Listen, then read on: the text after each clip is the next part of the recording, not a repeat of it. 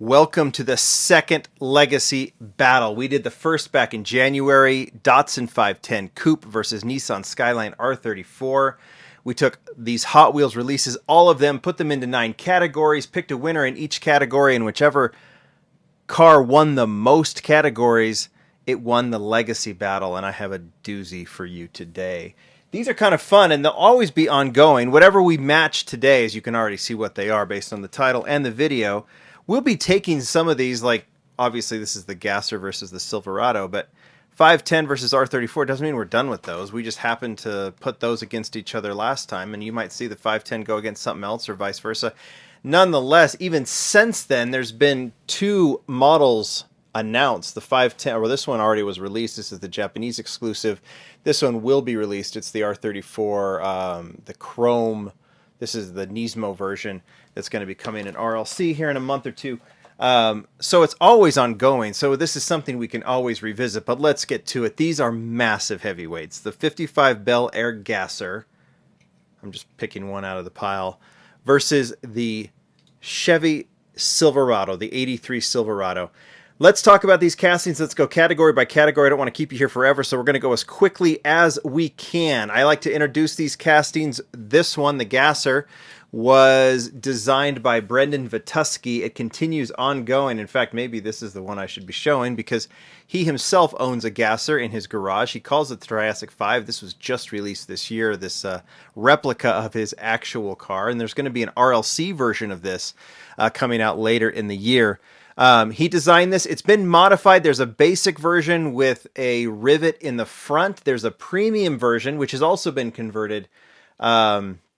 Even the basic version has been used in premium, but there's an ultra premium version with the rivet behind the front axles. But they're essentially the same. But that is the only modification that the casting has gone through. The Chevy Silverado, I don't believe it's gone through any modifications. Now, you could say there's the 4x4 version, absolutely, but we're not counting that one in this battle. We'll treat the 4x4 by itself because it's obviously got a lifted chassis, but it's essentially the same body up above, but we're going to just go with this lowered version. Brendan Vituski did the Gasser. June Amai did the Silverado. So we're talking about some heavyweight designers as well going at each other. June's obviously moved on. Brendan is still with Hot Wheels. But we always associate June with JDM, Datsun 510, but this is one of his big legacy castings too, the 83 square body Silverado. All right, 9 categories. Let's get right to it. The first category is debut casting. The Gasser started in this gray version. That's kind of patina looking version. You can see it says Tusky. That's Brendan's part of Brendan's last name. Gasser. It was introduced in the basic range. This was maybe 2012, if I'm remembering correctly. Maybe 2011. Can't remember exactly. Could have been 2013. That is the debut. Now we put it up against the debut of the Silverado. This one, you go all the way back to, I believe, 2007 or 2008. It was released not in the basic range, but with a metal base. In fact, as we go through the Silverado, you're going to find it had kind of an interesting history. It kind of started and kind of meandered into some interesting ranges and then made its way to basic, made its way to premium, so on and so forth. This one is in a series called, of all things, Modern Classics. It was a June Amai actual born idea. He did all the castings for the line. He might have converted some older castings, but he designed a bunch of new ones. This was kind of an extension of the Cool Classics line, but Modern Classics was itself. It had this kind of Spectra Flame kind of styling. I think they call it Spectra Frost or something. I don't remember. But metal base, but it didn't have premium wheels on it.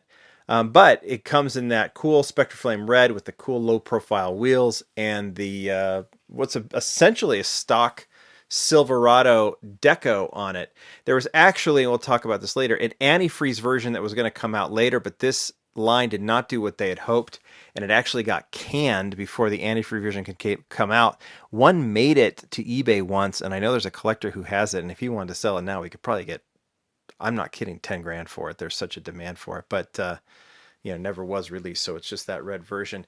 So again, these two against each other. Love the patina Gasser, but I really love the Silverado in this stock-like deco. So I'm going to say, as we put these back here, the winner of this one, taking the lead, is the Chevy Silverado in debut. Let's talk basic models. They have both been prolific in the basic range. Probably the Gasser's been more prolific in almost all categories. You'll see that. I'm excluding from the basic range, like I did last time with the Datsun and the R34. I'm excluding store exclusives, and I'm excluding super treasure hunts because they are their own category. And when I say basic, I'm not talking just about the $1 basic models. I'm also including 5-pack exclusives. I'm talking some store-like exclusives that, you know, were in the $1 to $2 range. There's a 10-pack exclusive, the Amazon 10-pack exclusive. I put in this basic range. We'll talk about store exclusives in a second if there's any confusion. It's quite a few models, and you can see there's some recolors every year.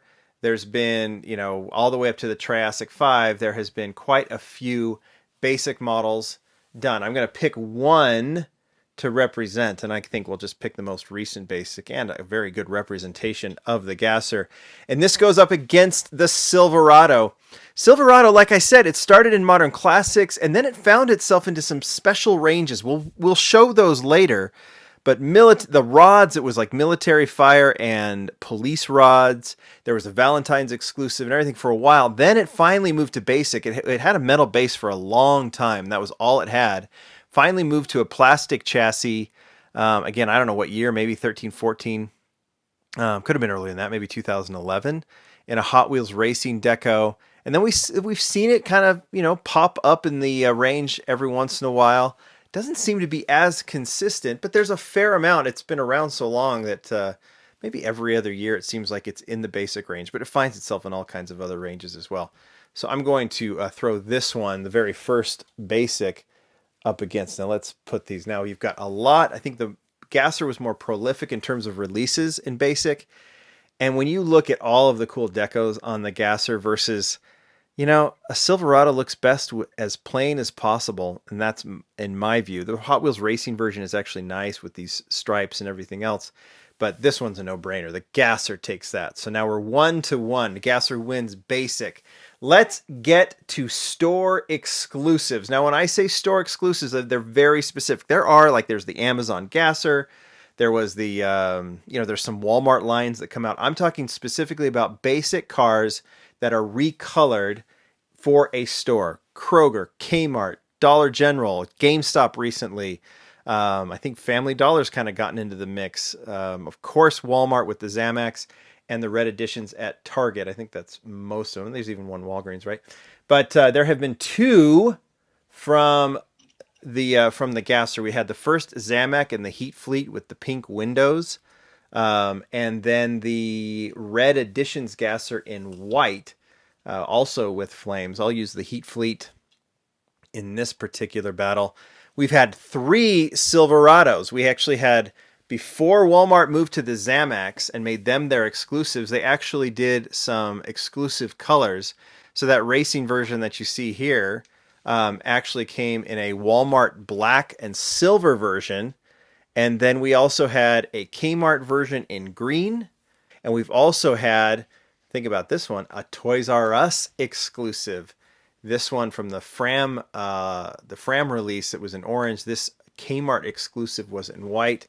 We'll put those up against each other. When I put these two against each other, you have 3 versus 2. You've got the Zamac and the 55, both of them in high demand for Gasser collectors. But I think just in terms of like kind of store exclusive how they look, I love that racing version in black. I really like this Fram version in white. I'm going with the Silverado. So the Silverado takes the lead 2-1 or 2-1. Maybe we should do it that way. And let's get on to the next category. This one's a heavyweight. Super treasure hunts. We've had one each. One Gasser, second year. So again, 13, 14, whenever it was.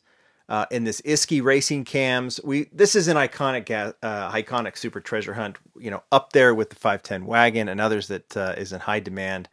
Goes for a pretty penny, and very, very cool. The upgrades here include the stripes on the roof. I think the Isky, the Isky deco on the trunk of obviously the TH and the Real Riders. This one looks really, really good and is a high demand super treasure hunt. But so is the Silverado. This one, like I said, was in yellow. The upgrade was in gold. It looked really good on the card. Both of these have been the kind of that weird recolor, not weird, but that Legends recolor. They're recoloring Super Treasure Hunts for the Legends Tour. And both of these, the Gasser in gold, we'll see it later, and this one in kind of a rose color, the Silverado. This one's tough. They're both in high demand. They're both nice upgrades from their basic counterparts. I think you have to go with the Gasser in this case. 2-2. That's a tough one. That's really, really close because I really like the square body as well on that one. That is really tough. Boy, we're doing this again. 2-2. Let's get to special releases. Now, this one's going to be interesting because I don't know exactly how to go about this because, like I said, well, let's talk about the Gasser special releases first. There have been 3. These are like mail-ins. These are the Legends models. Obviously, we're going to have one from each. This is one of there's a Kmart mail-in kind of a maroon color from several years ago. There was the Legends gold kind of recolor of the Super Treasure Hunt, which was a couple of years ago as well. And then we had the other special edition was the wall display version. We've actually had both of those. Both castings have been represented in the wall displays. This was a Hot Wheels Racing version in flames. I'll use that one to go up against the Silverado. Now, when you do this, when you talk about special releases, now this is where I had to kind of, you may not agree with me for this category, but for special releases, I actually went with all of the early releases of the Silverado. It had a metal base, plastic wheels, and they were coming from Modern Classics. And then it was coming from a Hot Ones series, which I would generally put in my basic category now, but that was different then when it was first released. There was a Valentine's exclusive, and then there's the legendary rods models. There was the police rods model, and then that was a series that did not go well, that they canned early. And the military and the fire rods version are incredibly high demand and incredibly difficult to find.